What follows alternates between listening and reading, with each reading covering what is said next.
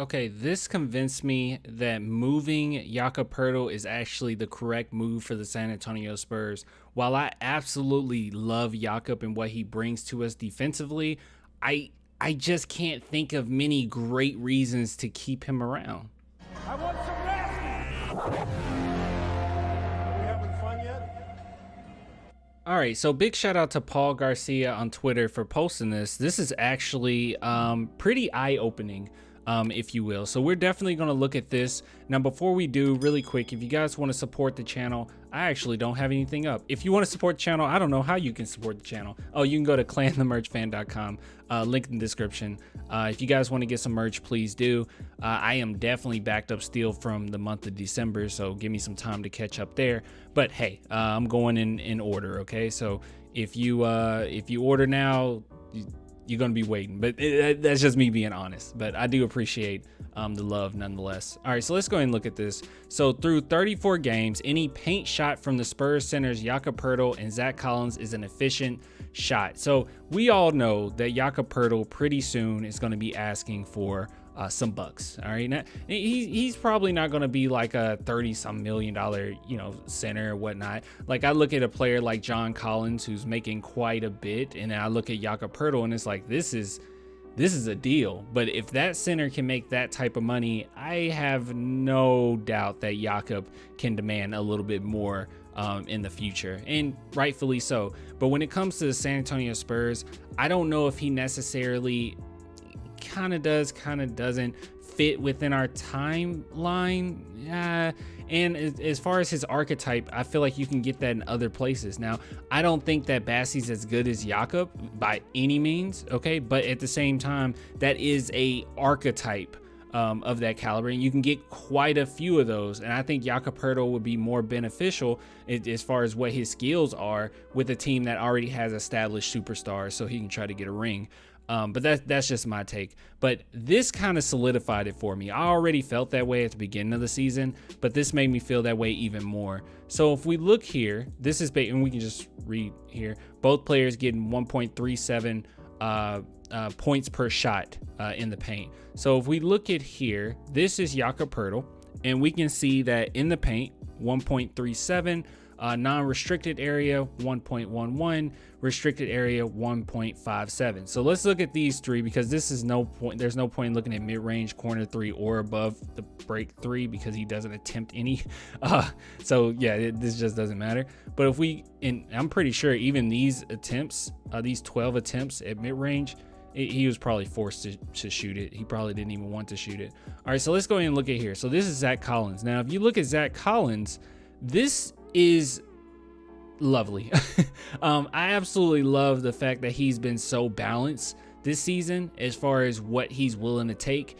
We haven't really put him in many positions to take corner threes. He's really reminded me, not a whole bunch, but he definitely reminds me of what Popovich wanted from Pau Gasol initially when we had him. Now, obviously, experiment didn't really work out, but we wanted him to be a stretch big at some point.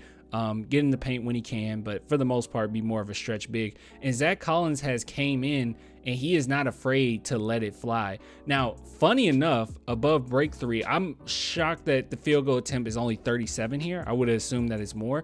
But what I absolutely do love is that that's 25% of his shots. Look how balanced this is. This is kind of what you want right here. Restricted area 39%, non-restricted area 20%, 58%. But this is what we wanted to look at. Okay, let's look at these three. So we got 1.37, 1.31, and 1.40. And then as far as open threes, oh my goodness, 1.15. Pretty doggone decent. If we go here and look at Jakob, as you can see, restricted area 1.57, 1.11, 1.37. So let's put these side to side. Let me do a little voodoo. Hopefully you guys can see it. God, you can't see that. Good God.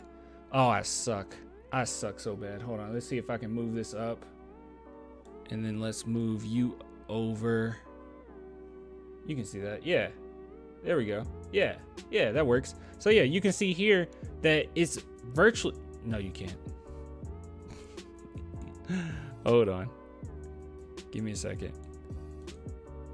Some people consider me a YouTuber. I don't know why. Let's see. I can't. Yeah, I can. All right, I'm smart. There we go. All right, there we go. Now we working it. Now we working it a little bit. Okay, so as you can see here, virtually identical. And the only difference between these two is that number one, Jakob takes more inside the paint shots, but I have no doubt in my mind that Zach Collins, if he increased the amount of times he get into the paint, it will remain around here. So he's at 1.37. That's where Jakob is, and the only difference is Zach Collins shoots better. I'm convinced, and I know this is just offense. Defensively, obviously Jakob is a superior defender. Zach Collins coming into the league, he was a really great defender. As far as this season is concerned, this is just the eye test. This isn't me looking at any statistics, and that can change my mind based on statistics. But as far as the eye test, I don't think he's a better defender than Jakob. He's a decent defender. He can hold his own, but he's not on Jakob's level. But offensively, I mean, there's no real reason that I can think of, or a definitive reason where I'm like, we need Jakob Poeltl on this team. The only thing I can think of as far as development, because that's all I care about this season, is development and trying to get Wemby or trying to get a top 3 pick. The only thing I can think of is the development for Malachi Branham, because Malachi Branham is really good off of those screens, and Jakob Poeltl is a really good screener. So that's the only thing I can really think of where it's like, yes, we need Jakob Poeltl right now. But this right here, this kind of pushes, at least for me, it pushes me over the edge where I say, yeah, just make the trade. Now, obviously, you got to have the prices right. You can't just give them up for anything. But dude, if the Warriors, if those rumors were true with the Warriors trying to trade away some of their guys and maybe a pick for Jakob, I would take it in a heartbeat, because I think that would be more than worth it for his archetype, that is. So just wanted to throw this out there, see what you guys thought about it. But yeah, Zach Collins, very balanced this season. Very, very balanced. And that's basically just on the coaching staff why he hasn't taken more corner threes. But absolutely love it. Absolutely love it. But anyways, I'll give it to you guys later, man. If you want to support the channel, as always, only $2 per month, Patreon, YouTube members, or you can support at clanthemerchfan.com. I'll give it to you guys later, man. Until next time, bye.